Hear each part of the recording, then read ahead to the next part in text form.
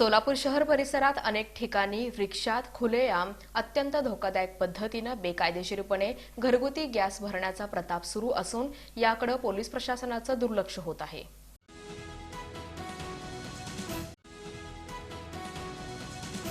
सोलापूर शहर परिसरात मोठ्या प्रमाणात रिक्षा असून यातून शेकडोंच्या संख्येने प्रवासी वाहतूक होते। या रिक्षांचे चालक मालक हा व्यवसाय खरोखरच नियमानुसार आणि कायदेशीरपणे करतात का हा देखील खरा प्रश्न असून अनेक प्रकार सध्या समोर येत असल्याने या संदर्भात आता शहर वाहतूक शाखा आणि आरटीओने कडक भूमिका घेणं गरजेचं आहे।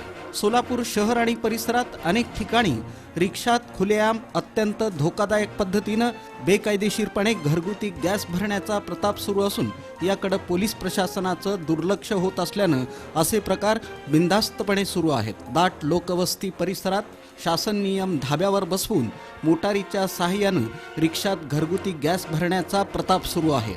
मोटारीच्या सहाय्याने रिक्षात गॅस भरताना कोणत्याही प्रकारची दुर्घटना होऊ शकते। यामुळे आजूबाजूच्या परिसरातील नागरिकांच्या जीविताला मोठा धोका होऊ शकतो। खरं तर घरगुती गॅस तो देखील बेकायदेशीरपणे रिक्षात भरणं हा मोठा गुन्हा आहे, पण तरी देखील शहरातील विविध भागात खुलेआम हा प्रकार होतो, कारण त्यांना कायद्याची भीतीच उरली नाही। एकीकडे घरगुती गॅस वेळेवर मिळेपर्यंत तारेवरची कसरत करावी लागते, मात्र दुसरीकडे या गॅसचा उपयोग सरळ रिक्षात भरण्यासाठी होत असल्यानं ही बाब अधिकच गंभीर बनते। बेकायदेशीरपणे घरगुती गॅस भरणाऱ्यांना निश्चितच अनेकांची छुपी मदत असणार, यात वादच नाही।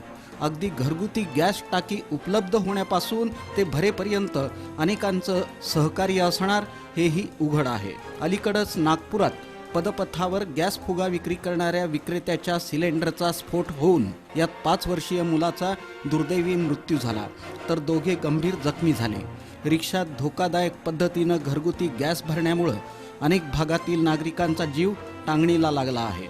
अशा सर्वच ठिकाणांची पोलिसांनी कसून तपासणी करून तातडीने कारवाई करणं गरजेचं आहे, अन्यथा एखादी दुर्घटना घडली तर त्याला जबाबदार कोण अथवा ती जबाबदारी घेणार कोण हे महत्त्वाचं असून जीवितहानी झाल्यानंतर कारवाईचा फार्स करण्यापेक्षा आत्ताच या संदर्भात पोलीस प्रशासनानं कडक पाऊल उचलून बेकायदेशीरपणे घरगुती गॅस भरणाऱ्यांच्या मुसक्या वेळीच आवरल्यास भविष्यातील दुर्घटना निश्चितच टळेल, एवढं मात्र खरं।